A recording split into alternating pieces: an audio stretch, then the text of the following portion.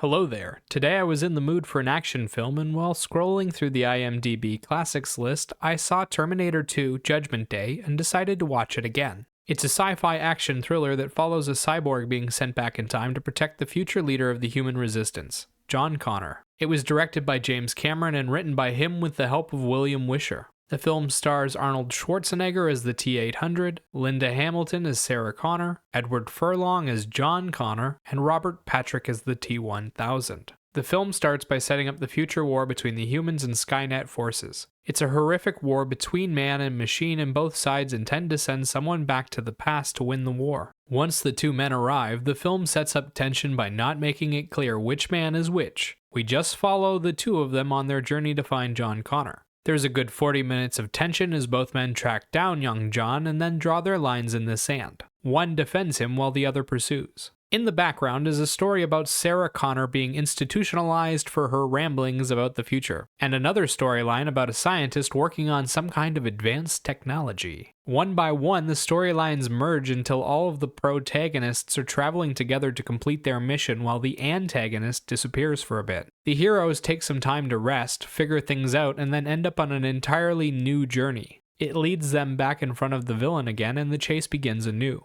The visual journey involves jumping back and forth between a bunch of different perspectives to see the entire story play out. Most of it is spent with Arnold Schwarzenegger, Edward Furlong, Linda Hamilton, and Robert Patrick. The antagonist kills off every human in his path while attempting to shoot, drive over, and stab John and his protector. His bodyguard fights back with everything he's got while attempting to avoid human casualties. The soundtrack is made up of scored instrumentals with a few rock and roll songs early on in the film. The rock songs attempt to build out the atmosphere, while the instrumentals do most of the heavy lifting when it comes to the emotions and the tension. The cast sees a lot of normal humans being terrified by the two different cyborgs appearing in front of them and displaying inhuman abilities. The protagonists are all action hero type characters with cheesy one-liners and a bit of emotion, and the villain is playing an emotionless robot. For positives, you're looking at the soundtrack, the acting, and some of the visuals. The cast does a great job of portraying their roles. The everyday people's reactions make the Terminator seem like a terrifying existence, and at the same time, all of them laugh at the idea until they actually see it. The two Terminators are both robotic, with just a touch of emotion underneath the surface. One is friendly and the other is cruel and cold. They're contrasted against each other, but share a lot in common,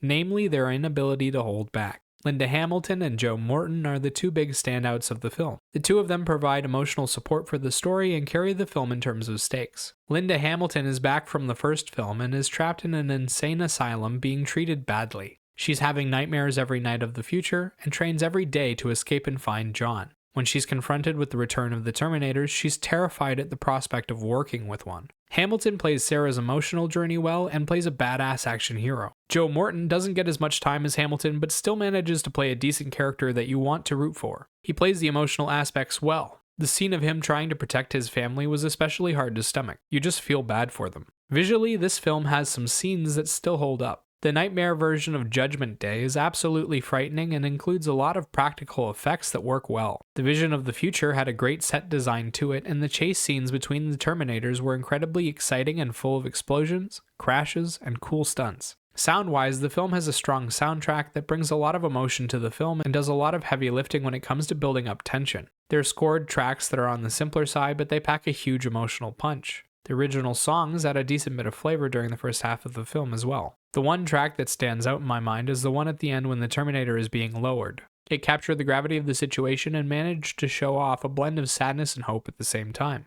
Okay, now that we've been through the positives, let's address the elephant in the room. The story is pure fantasy and it forgets details that it sets out constantly. Like when the antagonist forgets that they can mimic the voice of anyone they kill. Or it's constantly changing the number of bullets that the guns can hold before having to reload. There's no consistency anywhere in the story. It also isn't exciting as a whole. The first section and the third section fit together well to form a good chase story about one Terminator trying to protect a kid from another Terminator. The middle section tries to ham-fist in a boatload of emotions and a whole nother story. It kills most of the film's momentum and they don't succeed at building any strong stakes or emotional ties. The visual journey also struggles in a lot of ways. The CGI graphics they used throughout don't hold up in the modern day. They look cartoonish and silly. It's used a lot and throws off the supposed tone of the film. When compared to modern sci-fi films, it doesn't hold up, and even the good parts are dwarfed by the exceptional work of today. Overall, Terminator 2 Judgment Day might have been a good film for its time, but the writing is awful and the visuals don't hold up well. The soundtrack is still great, and some standout visual moments are fantastic, but I got lost somewhere in the middle when they wanted to do an Iron Giant story. The ending gets completely undone in the next film anyway. If you want a trip down nostalgia lane, you can check this out.